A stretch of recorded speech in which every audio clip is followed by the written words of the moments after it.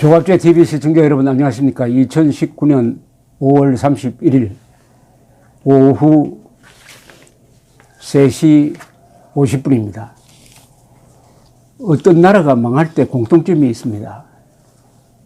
가난으로 망하는 수도 있지만은 부패로 망하는 게 대부분입니다. 부패.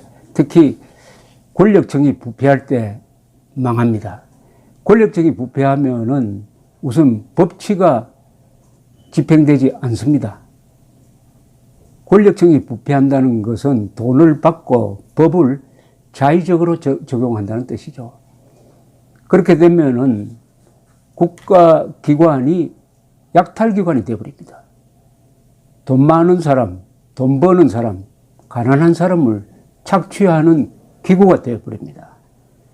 그러게 되면은 원성이 자자하게 됩니다. 원한이 맺힌 사람들이 많아집니다. 또 부패한 국가는 반드시 경제도 망가집니다. 부패는 암덩어리입니다. 그런데 이 부패라는 기준으로 남북한을 비교하면은 북한은 세계에서 가장 부패한 공화국이죠. 조선민주주의 인민공화국이 아니라 조선민주부패공화국입니다. 그러나 대한민국은 부패 문제를 상당히 지금 줄여가고 있는 나라가 되었습니다. 특히 선거 자금이 정치 부패의 온상이었는데 그 선거 자금 중에서도 대통령 선거에 나오는 후보들이 기업체로부터 거액을 받아가지고 천문학적인 선거 운동비를 쓰던 시대는 이제 지나갔습니다. 이것이 또 다른 부패를 줄이는 역할을 합니다. 김영삼 정부 시절에 있었던 금융 실명제 또한 부패를 줄이는 큰 계기를 만들었습니다. 부패 문제에 관한 한 한국은 잘 살면서도 깨끗한 나라가 됐고 북한은 가난하면서도 더러운 나라, 썩어 빠진 나라가 됐습니다. 자, 이게 북한의 체제의 운명과 어떻게 되느냐. 최근 평양에서 몇 개월 생활하다가 돌아온 해외 교포를 만났더니 그분 이야기가 평양이 제재를 받으면서도 상당히 활기차 보인다. 이렇게 이야기를 하더라고요. 그래서 제가 그러면 평양 체제, 김정은 체제가 계속될 것으로 보입니까? 하니까 이 사람은 아니라고 그래요. 왜 아니냐? 부패로 망할 겁니다. 부패로 망할 겁니다라고 이야기해요. 어디를 가든지 돈을 쓰지 않으면 안 된다. 어디를 가든지 돈을 쓰지 않으면 안 된다. 부패로 망할 겁니다.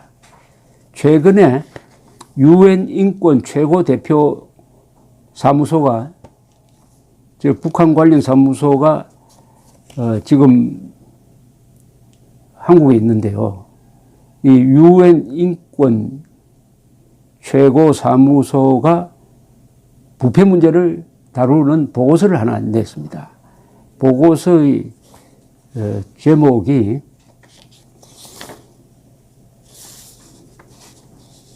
권리의 대가라는 제목인데 탈북민 214명을 인터뷰한 것을 모아가지고 냈는데 이게 읽어보니까 부패 보고서입니다. 북한이 어떻게 부패하고 뇌물이 오가고 있느냐 하는 것을 구조적으로 딱 분석을 했어요.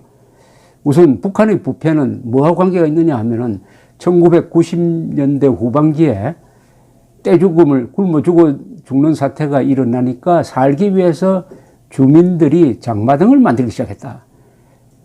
사회주의에서 금지하고 있는 상행위를 하기 시작을 했다. 시장이 생기게 됐다. 여기서 부패가 확산되기 시작했다는 겁니다. 지금 전국에 약 400개의 허가를 받고 운영되는 시장이 있고 이 이외에도 허가받지 않는 시장이 많다고 합니다. 상인수가 60만 명. 상당히 많은 숫자죠. 상인 60만 명. 60만 명. 그런데 이게 어떤 법적 위치를 차지하고 있느냐 하면은 법률적으로 이게 불법인지 적법인지 말할 수 없는 애매한 회색지대에 있다는 겁니다. 회색지대.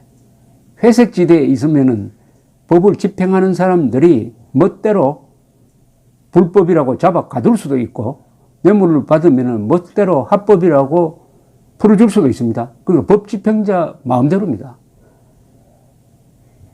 귀에 걸면 귀걸이가 되고 코에 걸면 코걸이가 된다는 말이 바로 여기서 나오는 거죠. 회색지대에 있다. 아주 절묘한 표현을 썼습니다. 회색지대에 있다. 그래서 장마당에 활동했다는 이유로 자의적 체포와 기소, 수감의 위험성에 노출되고 동시에 뇌물을 쓰면은 그 처벌에서 벗어나게 된다. 이렇게 이야기를 했습니다. 동시에 국내외 여행과 국외 일자리 찾기, 국외와 연락하는 것, 국외 물건을 수입하는 것, 국내 상행위 등 주민들이 적합한 생활 수준을 누리려 취하는 행위가 사실상 모두 범죄로 처벌받을 수가 있다는 겁니다. 이에 따라 국가 공무원이 갈취 대상으로 삼는다. 그러니까 먹고 살기 위해서 해외로 간다든지 해외에서 일자리를 찾는다든지 해외에서 물건을 수입한다든지 해외와 연락하는 거 이게 전부 다 범법 대상으로 되어 있어 가지고 요걸 봐주면 뇌물이 생기고 단속하면 감옥에 보내고 이럴 수 있다. 구조적으로. 여기 보면 함경남도 흥남 출신 탈북민인 이한별 북한인권정신센터 소장은 이렇게 표현을 했습니다. 생계형 범죄가 증가하자 안전원과 군인 등 나라 전체가 자기보다 권력이 낮은 사람들을 착취하는 부패 현상이 증가하기 시작했습니다. 그러니까 안전원이라고 하면 경찰관입니다. 국가보위부는 또 우리나라로 말하면 정보기관 사람이고 군인이 인민들을 착취하는 권력으로 바꿔졌다. 왜냐하면 생계형 범죄는 자기가 살기 위해서 장마당에서 장사를 한다든지 해외 물건을 수입해서 판다든지 하는 이런 행위를 하게 되는데 그러니까 잡아 넣을 행동이 많아졌다. 그럼 누가 잡아 넣느냐? 안전원, 군인, 국가보위부, 노동당원 이런 사람들이 잡아 넣을 수 있으니까 뇌물을 받을 찬스도 많아졌다는 겁니다. 장마당이 많아질수록 뇌물이 많아진다. 이런 이야기입니다. 이 보고서는 또 이렇게 지적을 합니다. 노동권과 이동의 자유권도 공무원과 브로커에게 돈을 낼 수 있는지에 따라서 행사 여부가 결정된다. 이게 좀 어려운 말을 썼지만 뇌물을 주면은 여기저기 이동도 할 수 있고 여기 가서 장마당 장사도 할 수 있고 뭐 이렇다는 뜻이죠. 심지어 구속될 사람도 풀어줄 수 있고 그러면서 뇌물을 지불할 능력이 있느냐에 따라서 한번 잡혀갔던 사람들의 석방 여부가 결정되고 또 갇혀 있을 때 어떤 환경이나 어떤 대우를 받을지도 뇌물에 따라서 결정된다. 뇌물만 있으면은 범죄를 저지르고도 안 잡혀갈 수가 있고 설사 잡혀가더라도 그 수감된 시설에서 아주 좋은 대우를 받을 수 있다. 좋은 대우를 받을 수 있다. 이렇게 전하고 있습니다. 심지어는 사형 당할 죄를 저질러도 $10,000만 주면은, $10,000입니다. 1,000,000원이죠. $10,000만 주면은 살려낼 수 있다. 살려낼 수 있다. 북한에서 뇌물 안 받는 사람은 김정은밖에 없다. 이런 이야기를 합니다. 김정은밖에 없다. 서울대학교 한 교수는 북한 경제 전문가는 이런 식으로 분석을 했습니다. 북한에는 세 부류의 인간이 있다. 최상층에서는 외화벌이 등등을 해가지고 아주 떼돈을 벌고 있다. 그 밑에 노동당 권력층에서는 인민들을 착취해서 먹고 산다. 그 인민들은 장마당에서 돈벌이해서 먹고 사는 구조다. 그리고 이 부패 지수가 어느 정도냐 하면은 역사상 가장 부패했던 나라가 1980년대의 소련이었습니다. 고르바초프 시대의 소련. 소련의 부패보다도 2배 이상이다. 그러니까 지금 북한 노동당 정부, 북한은 인류 역사상 가장 부패한 체제라는 겁니다. 인류 역사상 가장 부패한 체제다. 그것은 역설적으로 뭘 증명하느냐. 인류 역사상 가장 가난한 체제니까 가장 부패하다는 겁니다. 여기서 중요한 원리 하나가 확인이 됩니다. 깨끗할수록 공무원들이 깨끗한 나라일수록 경제가 발전이 됩니다. 그래서 부자 나라가 깨끗합니다. 이 세계 투명성 무슨 랭킹이라는 게 있습니다. 공무원들의 투명성, 깨끗한 것을 랭킹을 내면은 그게 1인당 GDP 랭킹하고 거의 비슷합니다. 가장 깨끗한 나라는 어디냐? 저 스칸디나비아에 있는 핀란드, 스웨덴, 노르웨이, 덴마크 같은 나라입니다. 동시에 1인당 국민소득이 가장 높은 나라죠. 그러면 가장 부패한 데는 어디냐? 가장 가난한 나라가 가장 부패하다. 바로 북한입니다. 가장 가난한 북한이 가장 부패하다. 한국은 1인당 국민소득이 높아지는 것만큼 부패가 줄어들었습니다. 부패가 줄어들었어요. 돈을 많이 벌면 뇌물이 늘어날 것 같죠? 그렇지 않습니다. 돈을 많이 벌수록 뇌물을 쓸 필요가 없고 법치에 의존하게 되는 것이죠. 법치가 서면은 뇌물이 필요 없게 됩니다. 법치가 흔들리면은 자기에게 유리한 조건을 만들어내기 위해서 돈의 힘을 빌리게 되는 것입니다. 돈의 힘을 빌리게 되는 것입니다. 지금 이 북한의 부패 이야기를 하니까 꼭 조선조 말과 비슷합니다.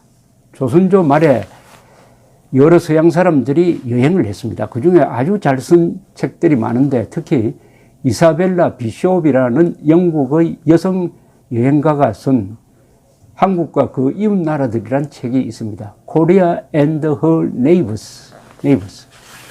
여기 보면은 전국을 여행을 하면서 통탄하는 것이 뭐냐? 조선 사람이죠. 조선 사람들은 돈 벌 생각을 하지 않는다. 왜냐하면 돈을 벌어가지고 좀 자본을 축적할 것 같으면은 관리들이 와서 다 빼앗아가 버린다. 그러면 왜 돈을 벌어야 되느냐? 돈을 벌 이유가 없다는 겁니다. 그래서 가난 속에서 안전을 구한다라는 말을 남겼습니다. 조선 사람들은 일부러 가난해지려고 한다. 가난하면 더 빼앗길 게 없으니까.